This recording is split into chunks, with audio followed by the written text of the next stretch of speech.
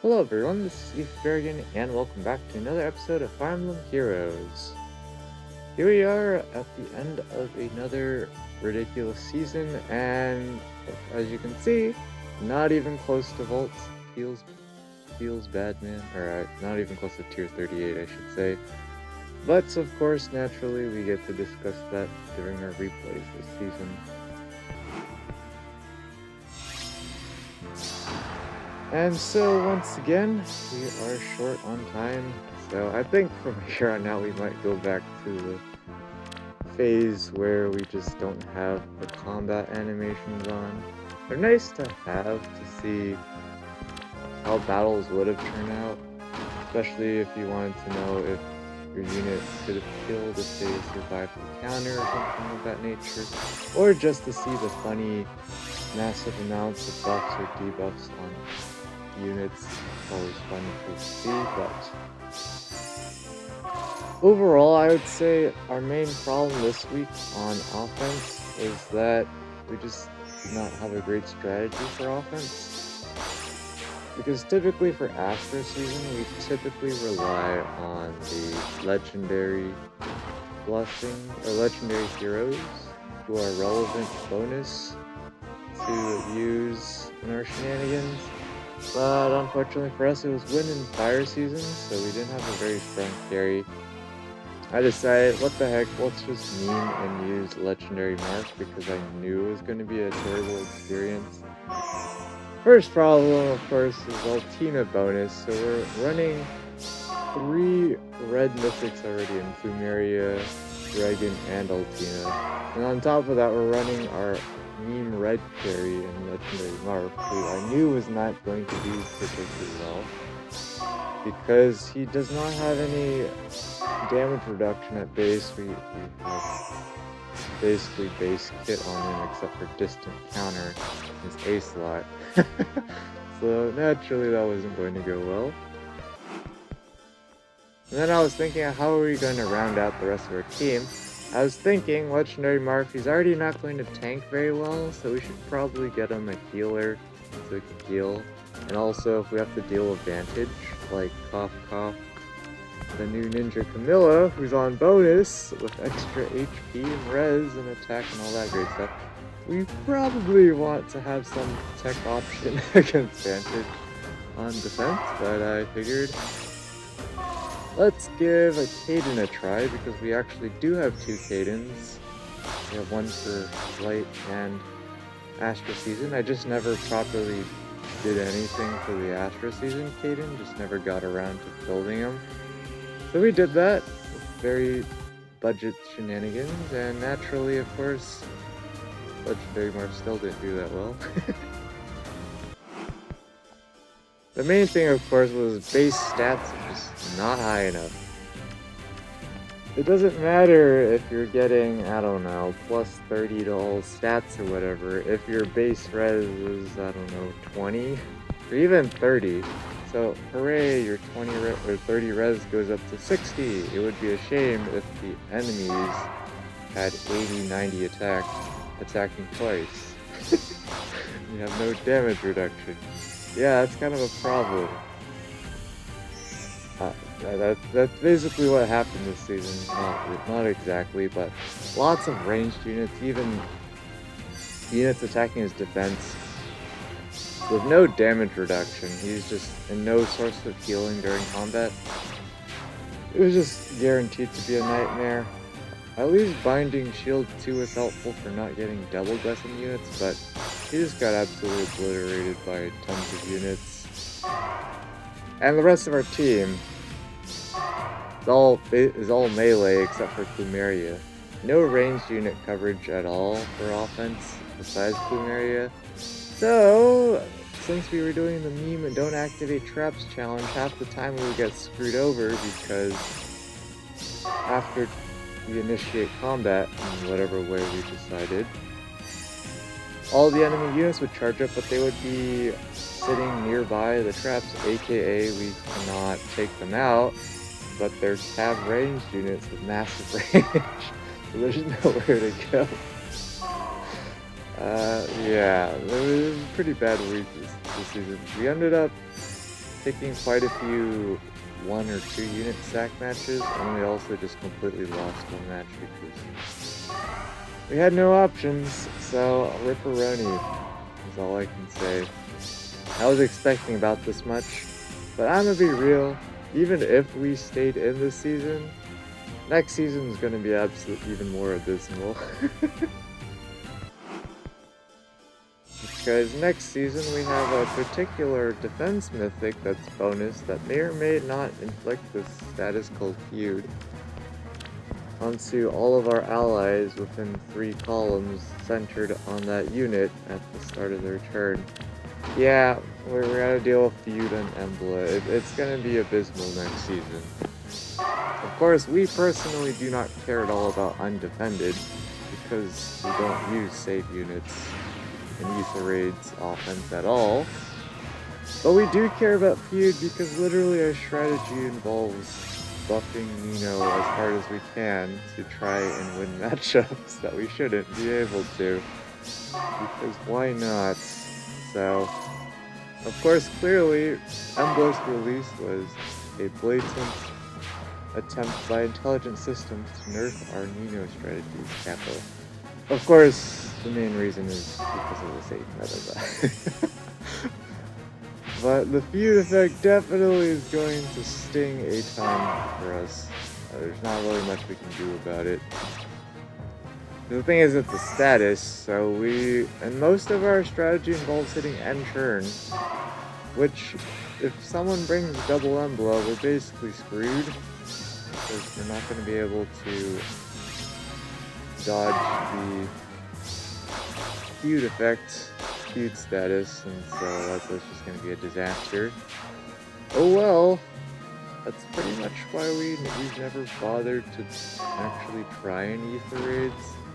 I figured we would just be in a constant loop of trying to keep up with the meta when we would basically never be able to. So fortunately for us, we don't have to worry about tryharding because we're still not really tryharding. It's definitely going to be much harder, I'd say, going forward to realistically master the one team only challenge. Especially with Emblem at this point. The thing with Emblem is, sure, technically speaking, you can still use save armors against double Emblem on columns 2 and 5. You just would not use them as a save unit, you would just have them as your main carry. And at that point, it's just like, not sure what to think of that. Of course, the thing is, you would do such things because not everyone's going to have Emblem, so you can still use save against those other teams. It's just not against double Emblem. Rip, by the way. Party bearing memes feels bad, man. But as you can see, a Ninja Camilla being used on offense so far with decent results. She definitely has been super annoying in Arena for sure. Fortunately, it's legendary Lil in the bonus, so we kind of do not care about her as much. But in Arena, if we're just running generic units that don't have enough res, yeah, it's kind of a problem. Kind of a problem. Looks like they're just gonna hit in-turn here. Let's see what happens. I imagine they'll be fine. Don't really see how our team deck is supposed to do anything here. Because legendary female Byleth, not only can she not proc her special, even if she does, she's just not dealing enough damage to deal with the damage reduction on Mr. Duo Dumo there. That's why the new special Spiral 4 could be useful for infantry mages that don't have access to ways of mean damage reduction. Definitely could be pretty strong, and Of course, one thing about Legendary Female Bios is she also doesn't have a way to constantly have a special ready without special style in the first place. She has to run Time Pulse, but that only works at the start of each turn, so that's not great for her if she's trying to get into multiple combats in the same turn. So Special Spell 4, honestly, pretty underwhelming other than that effect, but of course, right now in the meta damage reduction spam, yeah, that's better than nothing. And well, the plus 5 dealt damage on proc special is kind of whatever, because most of the time plus 5 damage, and again, a meta of damage reduction is probably not going to be terribly relevant. I guess it could be relevant if you're up against units with flat fixed damage reduction, like Brave Dimitri, where he can casually reduce damage by 20% with his defense. So in those instances, that extra 5 damage could go a long way, except for the fact, of course, that you have to proc the special, and so again, for Legendary Female Violet, she can't proc her special against Duo Dumo, so even if she had Special Spell 4, she can't actually use the effect because she can't proc her special. Totally balanced gameplay. This is basically the most bootleg version of, I don't even know how to pronounce it, Nihil in the game so far. Of course, naturally, eventually, it's actually going to come out in a totally balanced way, Kappa, but that's basically the ultimate power creep buffet. That will be the most power creep. With stats, of course, naturally, if you just give any of the highest PS2 units in the game right now, plus 20 to all stats, yeah, they're going to be fine for a while, but theoretically, if the game kept going on for years, eventually, their stats would be super weak compared to the newest, greatest units. But they would last for years. The thing about not being able to proc specials is, in this meta, how the heck are you supposed to generate enough damage without specials? Clearly with effects like Yoon, for example, but unfortunately, you have this thing called damage reduction, and we get into the dirt fest of trying to counter all the meta tanking shenanigans in one unit. But the thing is, if you create a unit that can just nuke all the meta tanking strategies, then of course, that's not balanced at all because everyone's going to spam them out to absolutely obliterate tank. So 10 out of 10 game balancing. What can you do? Here they're going to... They have Happy on this team, which realistically can't do much against Descended Bjorn. Not entirely sure what their game plan is here with this bait, because of course we all know what's going to happen next. Got the good old teleportation memes into the dance, into the one shot, so that's a rip. And that's one thing about the Armed Robin. She does not have anything particularly relevant except stats. There's some effects from Arcane Grima, but of course that's inheritable to every dragon in the game. So that doesn't really make her stand out. Of course she has her, what is it, Dragon Hide for the huge stat swings and whatnot. But again, at the end of the day, most of that is just stats, which is only going to carry you so far in this game. Most units that are just a bunch of stats do not age very well in this game. And there really hasn't been a unit that's been able to challenge that for the most part. Stats are not everything. Unless you have infinite HP, then well, there is absolutely no way for you to get knocked out at all or KO'd. But on the flip side, if you don't have enough attack to kill the enemy units, you still can't win. Unless you're on defense, stalling forever. Then that's pretty much one of the only places where that would matter. But here we go again with easy face tanking shenanigans, because of course save units can save from 2 spaces away, so that AoE does absolutely nothing to Fallen Guard. And well, looks like here they decide to smite or shove with Naga smite. But of course we all see the problem here. So these save units can't save Naga water tile. Yeah, it's kind of awkward. Rip.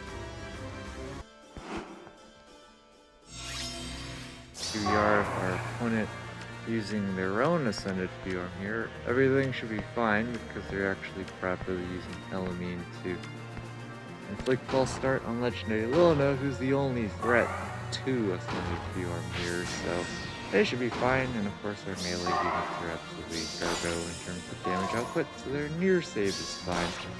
Overall, going to just be, should be an easy cruise to a win, unless they throw and leave a unit outside of their save unit ranges, which doesn't look like that's going to happen, considering they're just staying clustered together. Now that there's no ranged units on our defense, they don't have to worry about Ascended P-Arm being in range of allies. Nice exact one-shot, totally not rigged. Of course she was going to double anyways, but, you know, just gotta pretend that it was totally rigged. And well, of course, they're just going to keep hitting on turn. There's not much better to do here, because of course Dumas can't move that much, one space at a time, so they're going to easily be able to pick up the ether structures if they want them. And Duma gets to walk around the map. That's about it.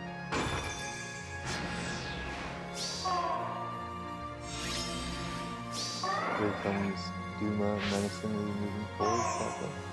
There goes the ether structure, and they should just be able to stay on turn here and one round KO.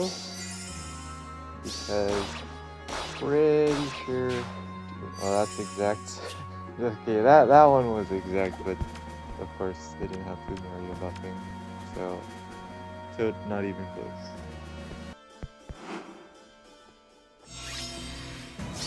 Here we are for another ninja melee. Honestly, I'm genuinely surprised so far when we've run this kind of layout on our defense. I'm surprised people don't actually go after Legendary Lilina for ranged unit with Kanto, because they literally, there is no real counterplay. The only thing you have to worry about is the bolt trap, but people have disarm trap daggers, and they still don't do it. I don't know why not. There's literally no counterplay in terms of threat range for us, so not sure what this player was expecting. We have Bride Bjorn. I guess she could isolate Legendary Lilina, so there's no Harsh Command Plus.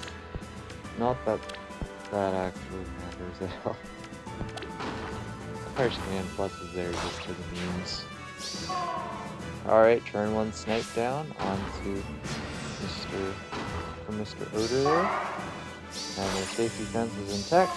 No configuration of Duma and Catapult in lanes 3 and 4 would have changed that, unfortunately, this time around. So they're just gonna run, or nuke some more, I guess.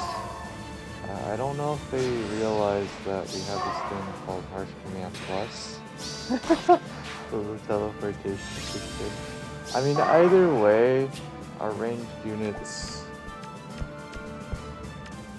The thing is, Saros always moves first before a legendary female pilot, so I think either way the teleportation would have happened, but we had the meme Harsh Command Plus, so why not? And with that, that is all of our replays this time around. Overall, a decent amount of wins, but definitely plenty of losses. As expected, it's just a layout designed to plonk lift loss, so can't expect too much from it. We're basically just trying to not get minus 160 or more than minus 160 on defense at this point. But as you can see, next season, Emblem bonus. We don't have dagger, of course. And of course, we still have some annoying ninja heroes to deal with on bonus. So next season is still going to be abysmal. Hopefully we can make it back up to Vault. There's no guarantees, of course, because we could just get absolutely memed on with matchups. So it's entirely possible, even though we're scoring a ton, to not make it to Vault. As silly as that sounds, it only takes a couple mistakes to completely ruin our chances, but somehow we will be okay, I suppose. Not in the future. But as you can see right now, this was just a random score. So we actually have to redo Arena, of course, because clearly this is not staying. Hopefully 3,880 stays. I can fish higher, but I don't feel like it. Arena Assault looks like this will be top 1k. It was a one run and done this week. Got fortunate that the matchmaker didn't meme us with this team. I believe the score range is 756 to 770. So we got pretty fortunate to not see anything.